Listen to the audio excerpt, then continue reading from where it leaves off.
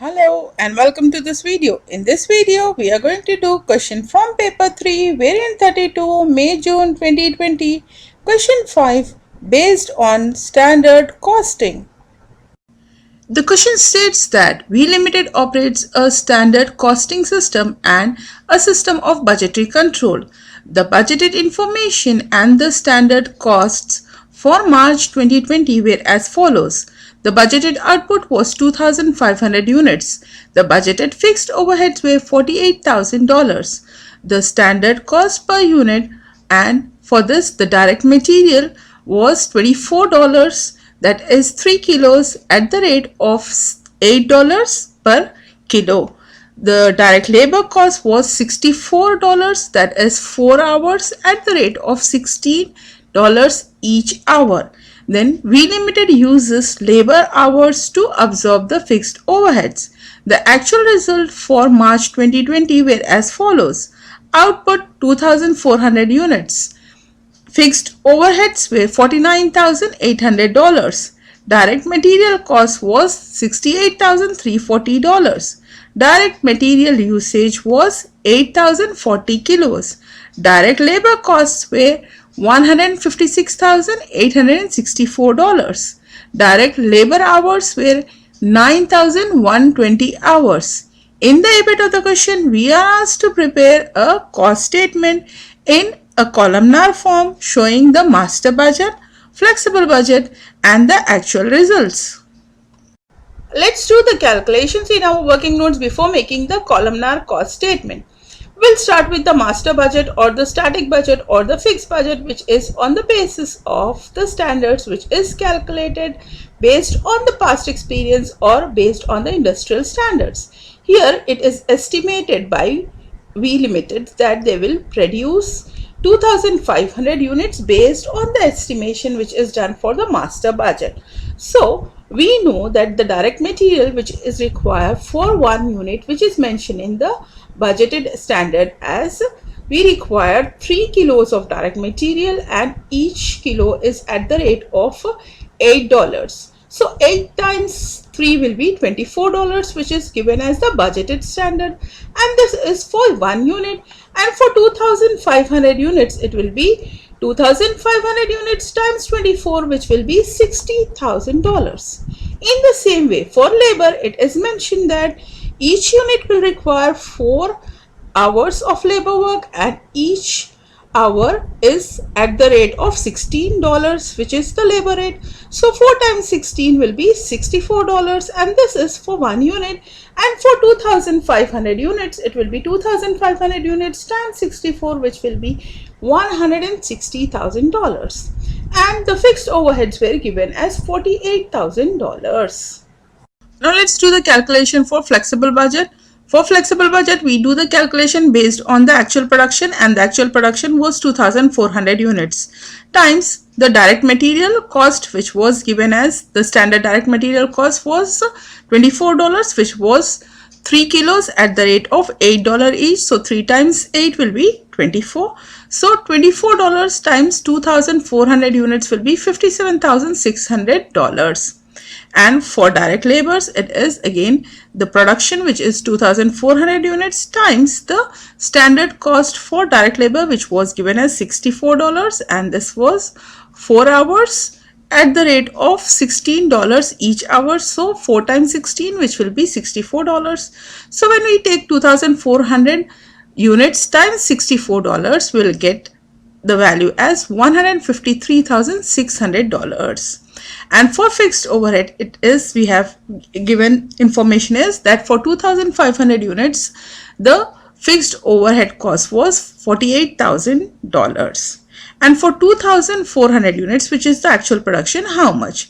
So when we cross multiply this, it will be $48,000 times 2,400 units divided by 2,500 units. We will get the fixed overheads for flexible budget as $46,080. Now let's make the columnar cost statement. We'll start with the master budget, flexible budget, and the actual cost which was given. So in master budget, we have done the cost calculation. For direct material, it is $60,000. For direct labor, it is $160,000. And the fixed overheads were $48,000. So when we total this up, it will be $268,000. For flexible budget, the direct material was $57,600, the direct labor was $153,600, and the fixed overheads which was calculated was $46,080. So when we total this up, the total cost will be $257,280, and the actual cost which was given was, for direct material, it was $68,340. For direct labor, it is $156,864. And the fixed overhead was $49,800. So when we total it up, it will be $275,004. In the B bit of the question, in the first bit, we are asked to calculate the direct material variance. You see, the direct material is a variable cost which depends on the output. Therefore, we are going to consider the standard cost based on the calculations which we have done for the flexible budget, because for the flexible budget, we have done the calculation on the basis of actual production and not on some estimation. So we'll get more accurate picture if we take the direct material cost as a standard from the flexible budget rather than the master budget. And variance is the difference between the standard cost and the actual cost. So our direct material variance will be the standard cost of total direct material minus the actual cost of total direct material. So this was calculated in the A bit of the question as $57,600 minus the actual cost of total direct material, which was given as $68,340. We will get negative $10,740. Hence we have A, which is adverse variance, and this is indicated or represented by a capital A. And an adverse variance means that the actual cost paid was more than the standard cost, and hence it will have an adverse effect on the profit of V Limited. In the second bit of the question, we are asked to analyze the reason for the direct material variance, and we have to support our answer with the calculations.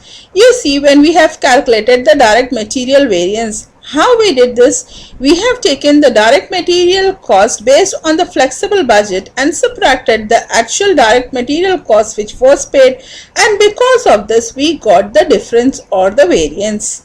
Now let's see how we have set the standards for direct material cost when we have calculated for the flexible budget. We have taken 2400 units, which was the actual units produced.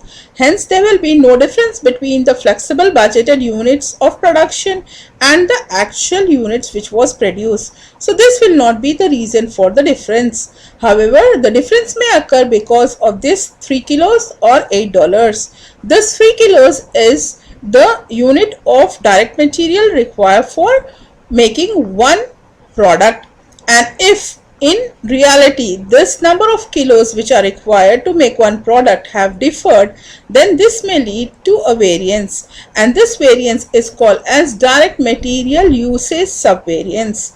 Or if we have paid $8 for 1 kilo when we have set the standards for flexible budget, however, in reality, if we have paid amount which is different than the $8 which we have calculated for the standards, then this may also lead to variance, and this variance is called as direct material price subvariance, which we will calculate first.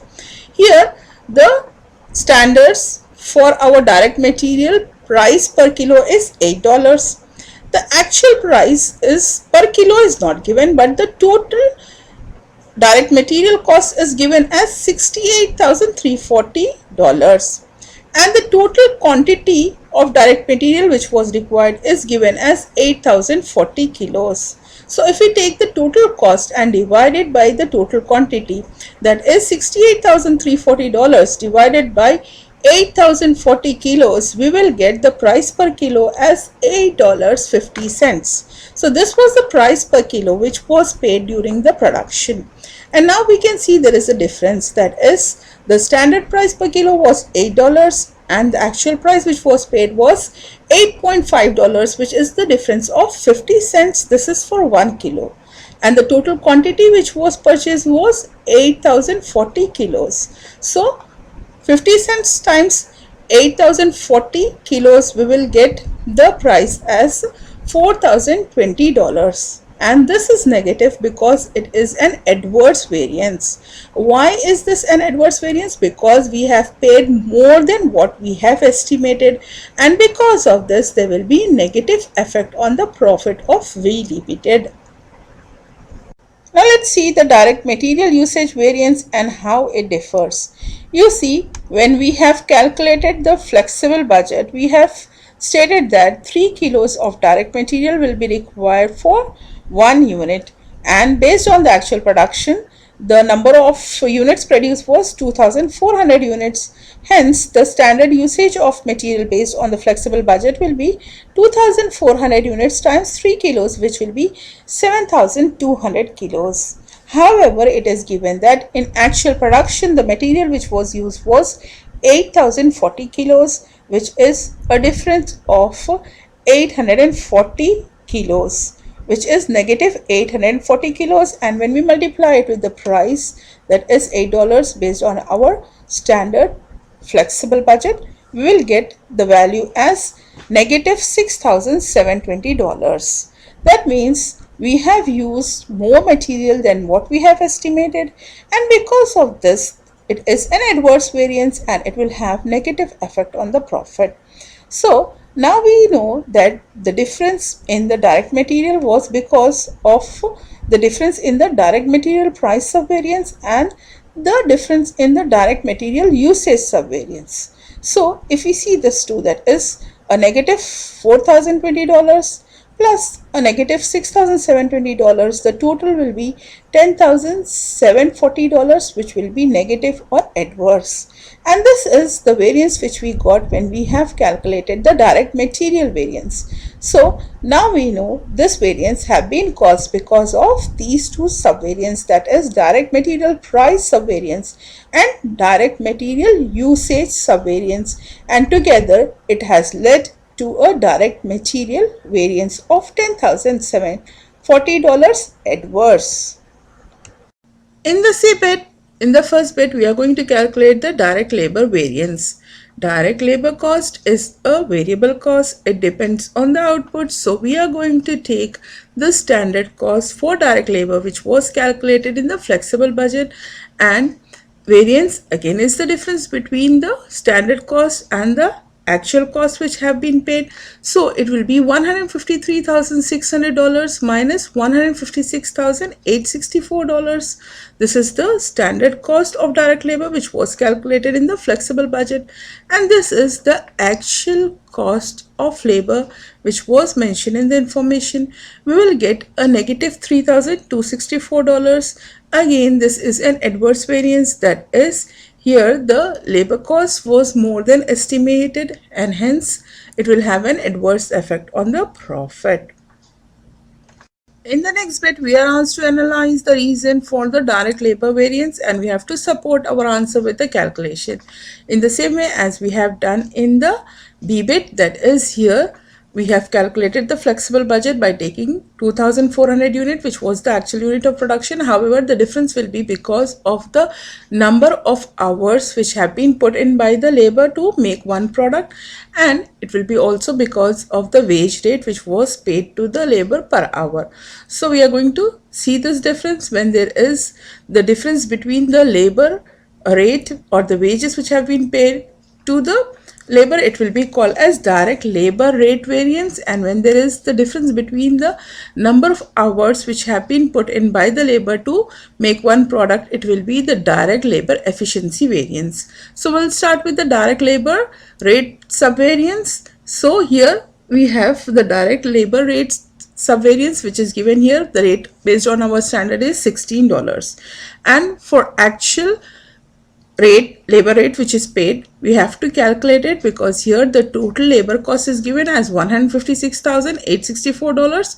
We will divide it by the total labor hours which was mentioned as $9,120. We will get the labor rate as $17.2. So now we can see there is a difference, that is the standard rate was $16 and the actual rate which was paid to the laborers was $17.2, which is the difference of $1.2, and this multiplied with, this is for 1 hour, and for 9,120 hours it will be minus $1.2 times 9,120 hours, which will be equal to $10,944, which is an adverse variance, and we have paid more to the laborers than what we have estimated.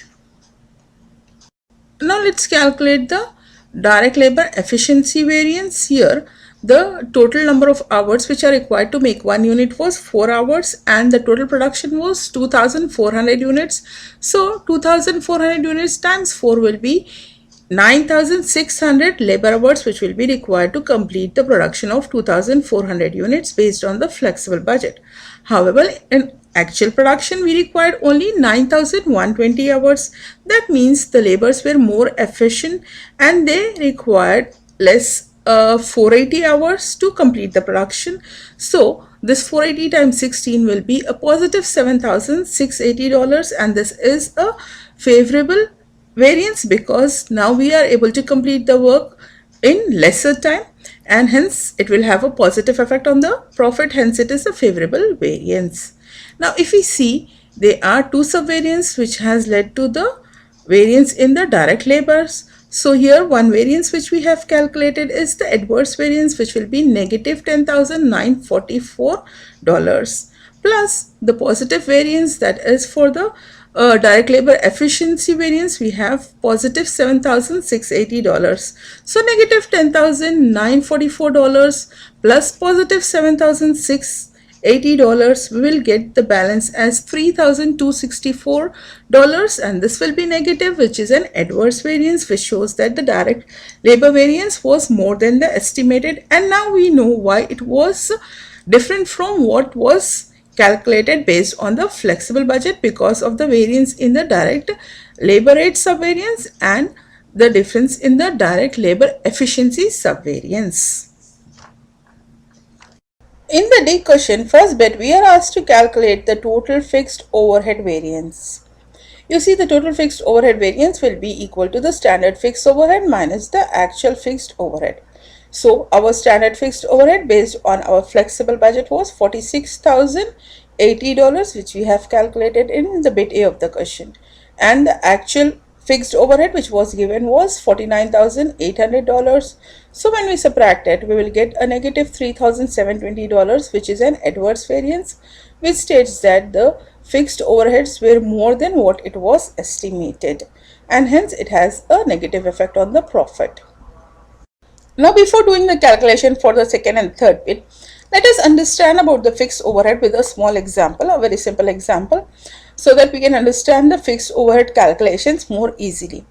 You see, fixed overhead variance or fixed overhead calculation differs from the direct material variance as well as the direct labor variance or all the variable cost variance, because there all the variable cost depends on the production. Here it is not that fixed cost depends on the production, whether you produce or you don't produce, you have to pay this fixed cost.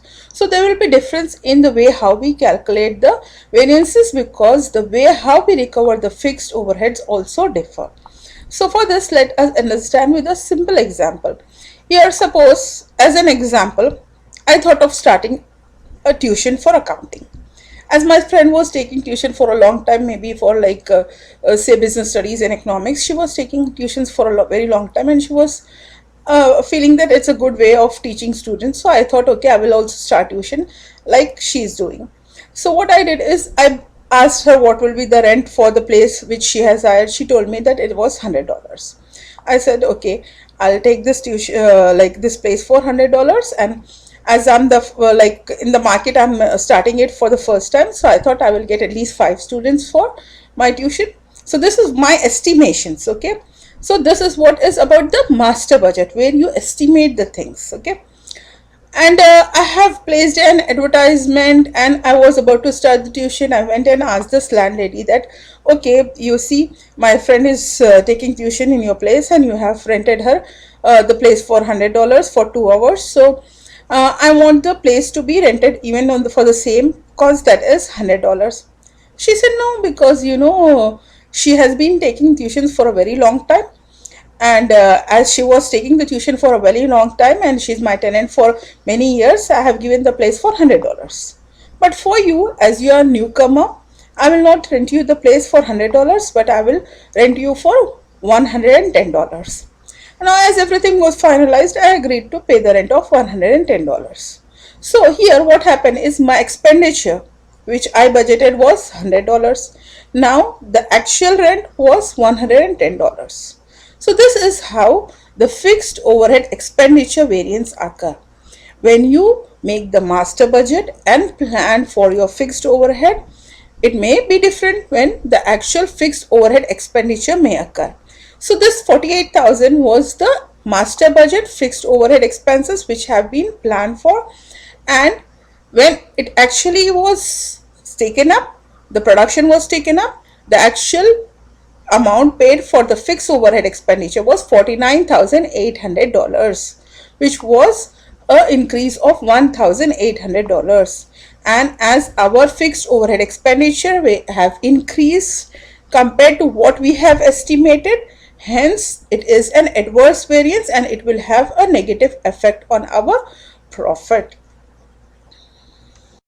Now you may have a doubt in your mind that why I went back to the master budgeted fixed overhead expenditure when I was calculating all the variances based on the flexible budgeted estimations. You see, this is because the way how we calculate the fixed overhead expenditure and how we recover this fixed overhead expenditure. When we go for fixed overhead expenditure, as this is not directly proportion to the output, because when we talk about the variable expenditures, they all are dependent on the output and this is not dependent on the output. So what we do is, first we make the master budget and estimate our fixed overhead expenses, and after that what we'll do is we will calculate the overhead absorption rate, and overhead absorption rate is calculated by taking the total fixed overhead expenditure which was estimated in the master budget, and we divide it by the labor hours, total labor hours. If it is a labor intensive business, that is, here I have taken my $100 and divided by 5 students which I estimated, and for each student it was 2 hours, so 5 times 2, which is $10, and this is for 1 hour, so for 2 hours it will be $20. So for each student I thought I will recover $20 as my rent, and this is how it is recovered. This is overhead absorption rate, in which we recover our fixed overheads. Once we plan for starting a production, we find the overhead absorption rate and started pricing our product, because we can't wait till the end of the production to know that what was the fixed overhead and then price the product and then sell the product. So in the beginning itself, when we plan to start the production, what we do is we estimate the fixed overheads and we also calculate the fixed overhead absorption rate, and in this way we recover the fixed overhead expenses. So this is how we do. Hence I have went back to the master budgeted fixed overhead, because this is on the basis of which we try to recover our fixed overheads. And what happened here is, because you may have done your absorption costing, you may be aware of that overhead absorption rate and how the fixed overheads have been recovered or absorbed back. And what happened here was, I was estimating 5 students and in actual production it was only 4. So now I was not able to recover my $20 as a rent because there was 1 student less. In the same way, it may happen in the actual production for V Limited. They have planned the volume to be 2,500 units, and based on this, the overhead recovery rate will be 2,500 units times 4 hours are required for 1 unit times 4.8. So this will be $19.2 times 2,500 units. It will be $48,000. However, in actual production, there was only 2,400 units which was produced. 2,400 units times 4 times 4.8 will be $46,080. And only this overheads were recovered. Why? Because the volume of production have been reduced by 100 units. And as for this 100 units, that is 100 units times 4 hours times $4.8, which will be $19.2 times 100. It is $1,920. This was the fixed overheads which was not absorbed. Why? Because the production have been reduced. And as there was under absorption of the fixed overhead expenditure based on the volume, this was an adverse variance. So you can do it this way, or you can just remember the formulas and just apply it to get the answer. This is only for your explanation. Here we have the fixed overhead volume variance will be equal to the flexible fixed overhead expenditure estimation, which was $46,080, minus the master budgeted fixed overhead expenditure, which was $48,000. We will get an adverse fixed overhead volume variance of $1,920. So this is how we calculate the fixed overhead volume variance. One more thing just for you to understand, when we talk about the total fixed overhead variance, these two are the subvariants of total fixed overhead variance, that is the fixed overhead expenditure variance and the fixed overhead volume variance are the subvariants for the fixed overhead total fixed overhead variance, which will be an adverse $1,800 plus $1,920, which is adverse, and we got the total as $3,720 adverse. Furthermore, additional information is provided in which it is stated that in a meeting reviewing the April 2020 budget, a director suggested that the production manager should be fully accountable for the adverse variance of the direct material and the direct labor in April 2020. The production manager explained that due to the main supplier's failure to supply the required material, he had asked the manager of purchasing department to buy the material from the other supplier. This has caused the delay in the production.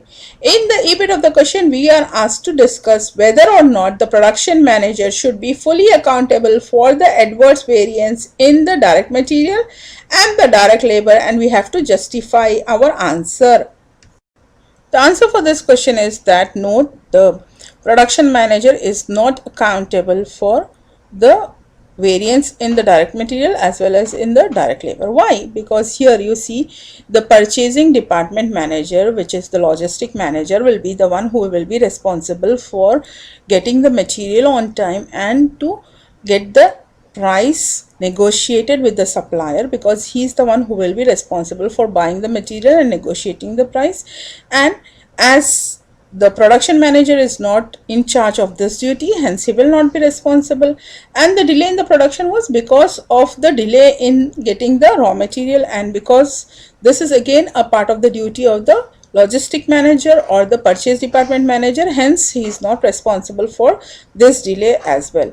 However, he will be responsible for the labor efficiency, and as we have seen, the labor efficiency was favorable. Here the laborers were able to do the work in 9,120 hours, whereas the estimated was 9,600 hours. So here the laborers were more efficient in completing the work, and hence this was the responsibility of the production manager, which was fulfilled more appropriately, and he was able to acquire the work which was required to be done in 9,600 hours. In 9,120 hours it was completed. And as far as the other reason because of which we got the adverse direct labor variance was because the labor rate or the labor wages were more when compared to the estimated, and this is done by the human resource department and not by the production manager, and this is the duty of the human resource manager to bargain the labor rate. And this is done because this will be done by the human resource department, and maybe they were not able to bargain it because there was a high inflation, or because of the labor union power they were not able to bargain the labor rate as it was estimated. So this is not the responsibility of the production manager, it was the responsibility of the human resource department. Hence here is not responsible or accountable for both the variances, that is the direct material variance or the direct labor variance. So with this we have completed this question. Thanks for watching my videos and have a great life.